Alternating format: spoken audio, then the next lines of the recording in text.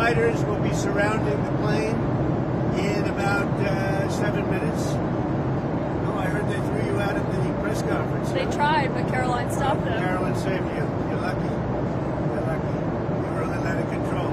How's the trip going so far? Well, I was It's going asking you very about well. your meeting with the Syrian I think president. it's going well. Great relationships. And now we're meeting with a group that's fantastic. The Emir is a great guy. I know him all very well. Who are you? Good. Thank you. You're going to be surrounded by 8 fighters, in about 7 minutes.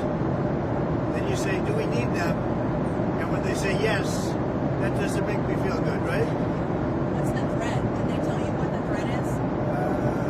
No, let's assume there's no threat. We have to assume that. How did you find the Syrian president? Great. I think very good. Young, attractive guy, tough guy. Strong pass. Very strong pass fighter. Does that worry you But at all? he's got a real shot at pulling it together. I spoke with President Erdogan, who I'm very friendly with him. He feels he's got a shot at doing a good job. It's a torn up country. Do you think Syria will join the Abraham Accords? Yeah, but I think they have to get themselves straightened out. I told him, I hope you're going to join one that's straightened out. He said yes. But they have a lot of work to do. What about Lebanon? Do you think there's a path for Lebanon to normalize relations with Israel? A friend of mine is the new ambassador to Lebanon. And I didn't even know, and I never knew his relationship, but he was born in Lebanon. And he said, I'd like to be the ambassador. He's a very successful guy. And I said, that's very dangerous. He said, I don't care. I love my country, and it's worth it to do. I'll go and interview him sometime, Michel. He's a great guy, but I think he's approved or almost approved. But, there's a danger there for a very successful man to go and do that. I said, you sure you know what you're doing? It's like Doug taking pictures, right? So you got some good shots, I guess. That's a beautiful scene. The last scene at the airport I thought was beautiful. We rode out together. They generally don't do that. They don't generally meet presidents. There have been some reports of the Syrian president wanting a Trump Tower in Damascus. Did that come up at all? No, that I haven't heard. We'll have to wait a little while. Everything's calmed down a little while with the country. I think he's got the potential to do. He's a real leader. And, he led a charge, and he's pretty amazing. But did you see him? Did you get to see him? No. He was there. He was with us at the event. Did the PGA Tour or Live Golf come up at all in your conversations with the Crown Prince? No. You mean the Live? Yeah. No, we didn't discuss it. What about that the Saudi intelligence agent? The 9/11 families want the Saudi intelligence agent to be extradited to the United States to face charges for 9/11. Did that come up in No, it conversation? didn't. But I know all about it, but it didn't come up. On Israel, you're not going to Israel. Does this trip sideline Israel at all? No, not at all. No, this is good for Israel. Having a relationship like I have with these countries, Middle Eastern countries, essentially all of them, I think it's very good for Israel. Can I ask you again on Israel? On the hostage deal, did any of your people speak with Israel about the release of the American hostage? I'm sorry, on the sanctions lifting of Syria. He done. Let me ask on Edom first. What credit does Israel deserve, if any, for that release of the hostage? Well, they've been fighting a long time. They're warring. And I think they deserve a lot of credit. I think my people deserve a lot of credit, maybe the most credit.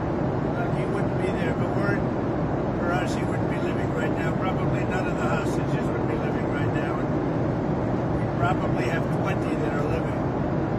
That will be getting out step by step. A lot of progress. We've gotten a lot of them out.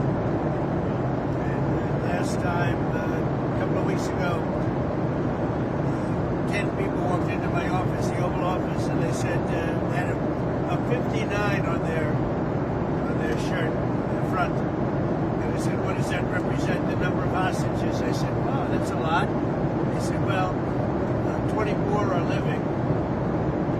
now it's 20. The number is 20 and 11. 4 have died, and the young people.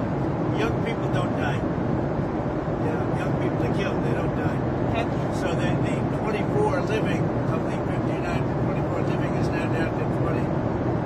And we got Ida now. It was great. His family was so thankful. We did a good job with it. We'll continue to do it. What happens on Thursday if President Putin doesn't show up in Turkey for the talks with Ukraine? What will you do? Well, I don't know if he's showing up. I know he would like me to be there.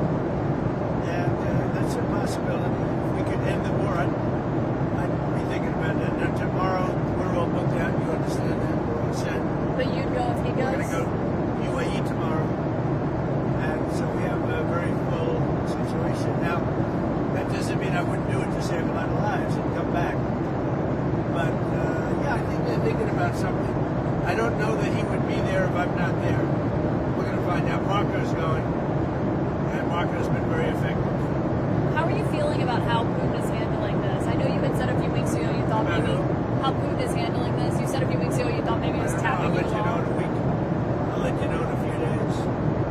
Mr. President, on Israel again, has any of your team been in touch with Israel, your team, about lifting the sanctions on Syria? What's their reaction? Well, in touch. I mean, we told them we're doing it. The reason I did it, and I think it's been very popular, actually, certainly in the Middle East, it's been popular with virtually everybody. But the reason I did it is because I spoke with President Erdogan, who I get along with very well, and I spoke to Mohammed, as you know, was with them, and they thought it was very important to do. It gives them a much better chance of survival as a country. Can you show what Netanyahu thinks about it? I think what's happened is Turkey feels we should do it. Other countries. If you looked at my speech last night, which I assume most of you were at, I think the biggest applause was when I said that we're lifting these sanctions on Syria, and that's because they want to give Syria a chance to live and to be great, etc. Mr. President, an Emirati government did a $2 billion deal. An Emirati government did a $2 billion deal using the Trump digital coins. How did that deal come about? I don't know anything about it. I really don't know anything about it, but I'm a big crypto fan, I will tell you. I've been that from the beginning, right from the campaign. I'm a believer in crypto, and if we're not going to do it, China's going to do it. The way I look at it, it's like AI. I'm a believer in AI because we have to have it. We're leading China by a lot.